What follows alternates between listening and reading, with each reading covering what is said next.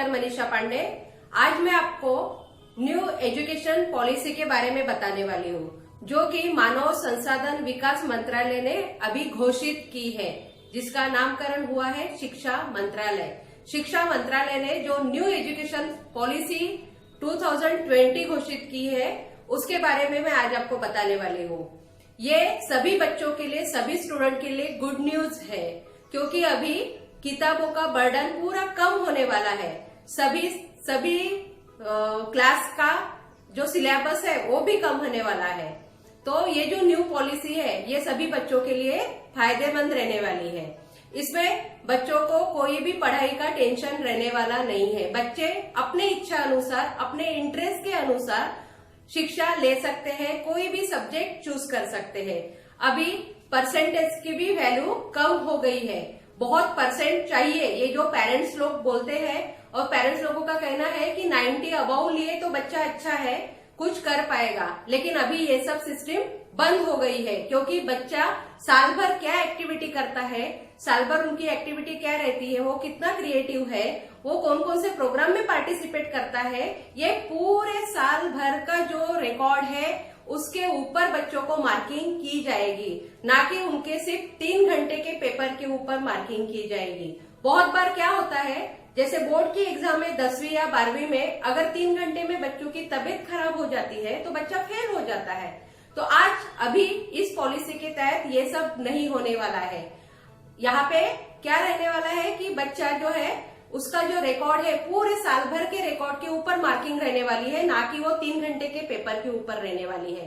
तो ये जो न्यू एजुकेशन पॉलिसी है, ये बच्चों के अंदर जो क्रिएटिविटी है, बच्चों में जो अलग अलग एबिलिटी है, किसमें इंटरेस्ट है, बहुत सारे को करिकुलर एक्टिविटीज में बच्चों में इंटरेस्ट रहता है, आर्ट्स एजुकेशन में बच्चों में इंटरेस्ट रहता है, तो इसको बढ़ावा देने हेतु ये पॉलिसी तैयार की गई है। तो हम देखेंगे ये न्यू एजुकेशन पॉलिसी क्या है।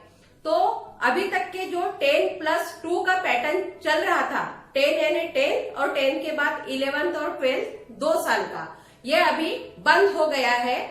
इसके जगह पे 5+3+3+4 का पैटर्न आ गया। अब 5+3+3+4 इस पैटर्न में क्या है वो मैं आपको बताने वाली हूँ। 5 यानी बच्चों की जब उम्र रहेगी 3 साल से 8 साल के जो बच्चे रहेंगे, जैसे nursery, KG1, KG2, first standard और सेकंड स्टैंडर्ड, यानी दूसरी तक के बच्चे ये 5 में आ गए। इसको कहेंगे प्री प्राइमरी स्कूल। उसके बाद तीसरी से 5वीं तक के, यानी 3 साल में आ जाएंगे, तीसरी, चौथी और 5वीं। ये जो बच्चे हैं ये हो गए प्रिपरेटरी स्कूल के बच्चे। उसके बाद 6, 7, 8, फिर 3 जो है ये 6 स्टैंडर्ड, 7 स्टैंडर्ड और 8 स्टैंडर्ड के जो बच्चे ये माध्यमिक स्कूल में आ जाएंगे। उसके बाद 4 यानी 4 साल जो है वो 9th, 10th, 11th और 12th, इन चारों को मिला के ये 4 हो गए। ये हो गया 5+3+3+4 पैटर्न। अब ये जो है इसमें आपको 10वीं का बोर्ड नहीं रहने वाला है, 10वीं का बोर्ड खत्म हो गया है, अभी सिर्फ 12वीं का बोर्ड रहने वाला है। अब मैं इसका डिस्ट्रीब्यूशन आपको बताती हूँ। जो 5 में जो बच्चे हैं, प्री प्राइमरी स्कूल के बच्चे हैं, इनको बुक्स का, किताबों का बोझा नहीं रहने वाला है, खत्म होने वाला है। उनको खेल कूद के द्वारा ही शिक्षा दी जाएगी। जो उनकी प्राइमरी जो क्षमताएं है, प्राइमरी जो क्षमता है उसका ही विकास इसमें किया जाएगा। उनको कोई भी पढ़ाई का बर्डन दिया नहीं जाएगा। ऐसे जो बच्चे हैं 3 से 8 साल की उम्र के जो बच्चे हैं, इनके पेरेंट्स को भी गाइडलाइन मिलने वाली है कि बच्चों को कैसे ट्रीट करना है, बच्चों को कैसे पढ़ाना है। जैसे लेखन क्षमता का विकास या पढ़ने की क्षमता का विकास बच्चों को होना चाहिए। ये प्राइमरी जो जरूरतें हैं इसका ही विकास बच्चों में हो, वो भी खेल कूद के द्वारा उनको बर्डन दिया नहीं जाएगा। उसके बाद जो सेकेंड है, 3rd, 4th, 5 जो है, इसमें कोई भी इंग्लिश सब्जेक्ट सिर्फ सब्जेक्ट के लिए रहने वाला है, वो कंपलसरी नहीं रहेगा। जैसे उनको कोई भी लैंग्वेज में, उनके स्थानीय लैंग्वेज में पढ़ाया जाएगा। जब भी वो बच्चे अगर इंग्लिश मीडियम के स्कूल में भी एडमिशन लेते हैं तो उनको इंग्लिश सिर्फ एक सब्जेक्ट के तौर पे ही रहेगा। उनको उनके ही लैंग्वेज में पढ़ाया जाएगा। यहाँ पे बच्चों के ऊपर कोई भी बर्डन दिया नहीं जाएगा। भविष्य के लिए बच्चों को तैयार करने की कोशिश इसमें की जाएगी। उसके बाद 6, 7, 8 ये जो माध्यमिक स्कूलिंग है, इसमें बच्चों को कोडिंग आ गया है, कंप्यूटर का नॉलेज बच्चों को इसमें दिया जाएगा। ये बहुत ही बड़ा अचीवमेंट है। इसमें बच्चों के इंटरेस्ट के अनुसार छोटे छोटे वर्कशॉप लिए जाएंगे और उनकी इंटर्नशिप भी रहने वाली है। इंटर्नशिप में बच्चों को जिस सब्जेक्ट में इंटरेस्ट है, जैसे पेंटिंग में इंटरेस्ट है तो उन बच्चों की इंटर्नशिप रहेगी, किसी पेंटर के पास उनको भेजा जाएगा कि वहां पे उनकी इंटर्नशिप रहेगी। या फिर सॉफ्टवेयर में उनको इंटरेस्ट है तो किसी सॉफ्टवेयर कंपनी में उनको भेजा जाएगा। इस प्रकार से बच्चों को कौन से सब्जेक्ट में इंटरेस्ट है उसके ऊपर उनके छोटे छोटे प्रोफेशनल कोर्सेस उनके लिए जाएंगे और उसके ऊपर उनकी इंटर्नशिप रहने वाली है। उसके बाद जो है 9 और 12, 9, 10, 11 और 12 ये जो 4 साल है, इसमें 10th बोर्ड पूरा ही खत्म हो गया है। यहाँ पे बच्चों का सेमिस्टर पैटर्न चालू होने वाला है। 9, 10, 11 और 12 सिर्फ 12 की ही बोर्ड की एग्जाम रहेगी और हर सेमेस्टर में बच्चों को पास होना जरूरी है। यहाँ पर भी सभी सब्जेक्ट्स बच्चों को रहने वाले हैं। बच्चों को ऑब्जेक्टिव टाइप्स भी पेपर रहेंगे और डिस्क्रिप्टिव टाइप्स भी पेपर्स रहेंगे। तो बच्चों को जो है रटने वाला सिस्टम यहाँ पे खत्म हो गया है। यहाँ बच्चों को साल भर एक्टिव रहना है और पूरी तरीके से अपनी तैयारी यहाँ पे दिखानी है, तो ही वो बोर्ड के एग्जाम में अच्छे अंक ले पाएंगे। ऑब्जेक्टिव टाइप्स भी रहने वाला है, तो यहाँ पे रट्टाफिकेशन टोटली खत्म हो गया है। यहाँ पे स्किल के ऊपर उनका कितना स्किल उन्होंने डेवलप किया है उसका ही वैल्यूएशन किया। अब मैं आपको बताऊंगी कि 4 साल का जो डिग्री कोर्स है वो क्या है। अभी आपको आश्चर्य लगेगा कि डिग्री कोर्स तो 3 ही साल का रहता है, ये 4 साल क्या है। तो अभी के जो पैटर्न में है 4 साल का डिग्री कोर्स है। अगर कोई भी बच्चा 1 साल में कॉलेज छोड़ देता है तो उसको 1 साल के बाद सर्टिफिकेट मिलेगी। अगर वो 2 साल के बाद कॉलेज छोड़ देता है तो उसको डिप्लोमा मिलेगा। अगर बच्चा 3 साल के बाद कॉलेज छोड़ देता है तो उसको बैचलर डिग्री मिलेगी। अगर बच्चा पूरा कंप्लीट 4 साल करता है तो रिसर्च के लिए अप्लाई कर सकता है और उसके बाद वो 4 साल की पीएचडी करके वो रिसर्च भी कर सकता है। इसके लिए नेशनल रिसर्च फाउंडेशन उनको फंडिंग भी करेगी। अगर किसी को सिर्फ गवर्नमेंट जॉब करना है या फिर सिर्फ जॉब करके ही रहना है तो वो 3 साल का डिग्री कोर्स लेके भी यहाँ खत्म कर सकता है। 3 साल का कोर्स कर लिया, डिग्री मिल गई तो वो जॉब के लिए अप्लाई कर सकता है। लेकिन अगर उसे रिसर्च करना है, हायर एजुकेशन लेना है तो उसको 4 साल का डिग्री कोर्स करना जरूरी है। तो इस प्रकार से ये जो डिग्री कोर्स है इसमें भी बदलाव लाए गए हैं। इसे कहते हैं multi entry and multi exit करना। कैसे करेंगे? तो अगर बहुत सारे बच्चे ऐसे होते हैं कि उनको जॉब करना रहता है या और कुछ प्रॉब्लम्स आते हैं घर में कि वो आगे की पढ़ाई कर नहीं पाते हैं। बहुत सारे बच्चे फर्स्ट ईयर में ही पढ़ाई छोड़ देते हैं या फिर सेकेंड ईयर में उनको पढ़ाई छोड़नी पड़ती है। तो ऐसे बच्चों के लिए ये सिस्टम आई है कि multi entry and multi exit यहाँ पे बच्चे कर सकते हैं। यानी अगर बच्चा का फर्स्ट ईयर हो गया और सेकेंड ईयर में उनको कॉलेज छोड़ना पड़ा तो भी बच्चा अगर फिर से कुछ सालों के बाद वापस आना चाहे तो उसको फिर से फर्स्ट ईयर में एडमिशन लेने की जरूरत नहीं है, वो डायरेक्ट सेकेंड ईयर में एडमिशन ले सकता है। उनके जो क्रेडिट है वो क्रेडिट हर सेमेस्टर वाइज जमा होते हैं, हर ईयर वाइज जमा होते हैं। जैसे उसने फर्स्ट ईयर किया है तो फर्स्ट ईयर के जो क्रेडिट होंगे वो क्रेडिट उसके डिजी लॉकर में जमा किए जाएंगे। ये जो सब प्रोसेस डिजिटलाइज रहेगी। तो ये जो क्रेडिट्स है वो हर साल के अलग अलग रहते हैं। पूरे क्रेडिट्स मिला के ही उनकी टोटल देख के ही उनको डिग्री मिलती है। अगर किसी ने सेकेंड ईयर कंप्लीट किया और थर्ड ईयर में कॉलेज छोड़ दिया है तो अगर उसको एडमिशन फिर से करनी है तो उसको डायरेक्ट थर्ड ईयर में ही एडमिशन ले सकता है। फिर से फर्स्ट ईयर और सेकेंड ईयर रिपीट करने की जरूरत नहीं है। ये बच्चों के लिए अपॉर्चुनिटी है।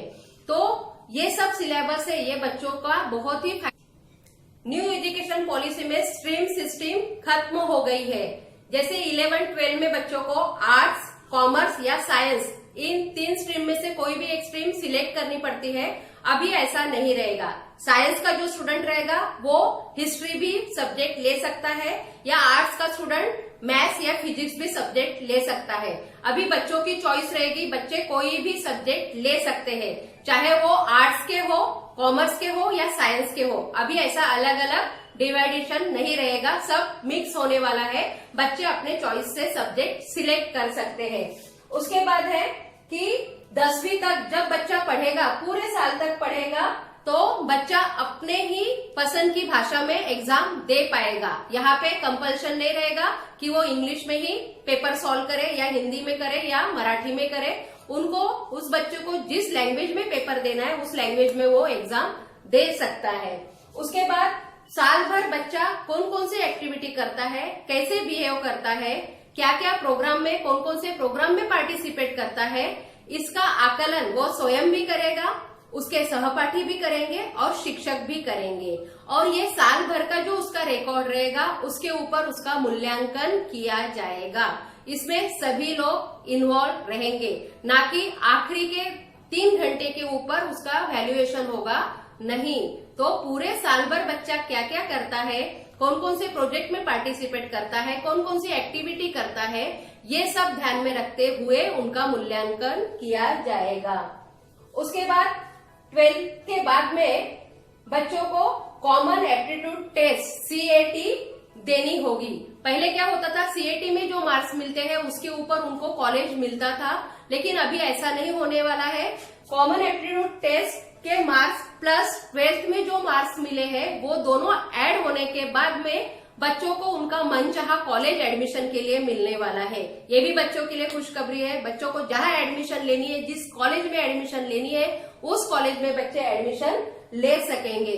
और सबसे बड़ा प्रॉब्लम है फीस का। अभी हम देख रहे हैं कि प्राइवेट स्कूल या कॉलेज की फीस बहुत बढ़ गई है, गवर्नमेंट कॉलेज की फीस कम है, लेकिन अभी ये सब नहीं रहने वाला है। अब गवर्नमेंट, प्राइवेट कॉलेज रहे या गवर्नमेंट कॉलेज रहे, सबकी फीस गवर्नमेंट तय करने वाली है।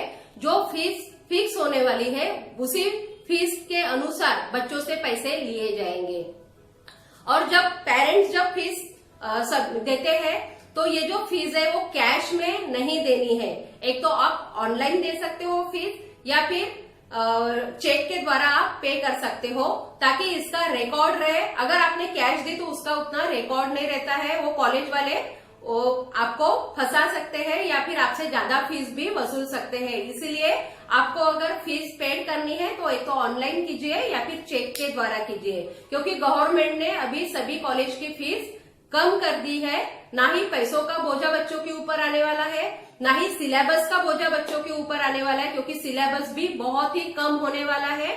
और बच्चों के अंदर जो क्रिएटिविटी है, जो एक्टिविटी है, जो एबिलिटी है, उसी को अभी ये जो न्यू पॉलिसी है ये सामने लाने वाली है। उसके बाद ये जो न्यू एजुकेशन सिस्टम है ये लाने के पीछे क्या उद्देश्य है, तो सरकार को 2035 तक कम से कम 50% बच्चों को हायर एजुकेशन देना है, बच्चों को आगे लाना है, रिसर्च में बच्चे आगे जाए, ये सरकार का फैसला है, ताकि बच्चे रिसर्च में आगे जाए और देश के लिए कुछ कर पाए। क्योंकि अपने यहाँ रिसर्च में बच्चे बहुत कम है। अगर ये ऐसी न्यू पॉलिसी कंडक्ट की जाएंगी, ये अभी जो चालू होने वाली है, शायद 2021 से ये चालू होने वाली है, तो बच्चों को आगे के हायर एजुकेशन के लिए ये न्यू एजुकेशन पॉलिसी बहुत ही जरूरी है। अब बहुत सारे बच्चे ऐसा सोचते हैं कि यदि मैं छोटा होता, क्योंकि ये एजुकेशन पॉलिसी बच्चों के लिए बहुत यूजफुल है, बहुत ही अच्छी है। जो बच्चे अभी 12th हो गए हैं तो उनको अभी थोड़ा सा बुरा लगेगा कि अगर मैं छोटा रहता और मेरे टाइम पे अगर ये पॉलिसी आती तो मैं बहुत कुछ कर जाता। तो अभी जो बच्चे हैं जो नर्सरी से पढ़ने वाले हैं उनके लिए तो ये अपॉर्चुनिटी है, तो उन्होंने अभी अपना अच्छे से अच्छा करना है और आगे बढ़ना है, और उनको अच्छी जॉब भी मिल सकती है या फिर रिसर्च में वो अपना अच्छा फीडबैक दे सकते हैं। यदि आपको ये मेरा वीडियो पसंद आया और ऐसे ही मेरे बहुत सारे वीडियो आपको देखने हैं तो सबसे पहले मेरे इस चैनल को सब्सक्राइब कीजिए, लाइक कीजिए और शेयर कीजिए। Thank you.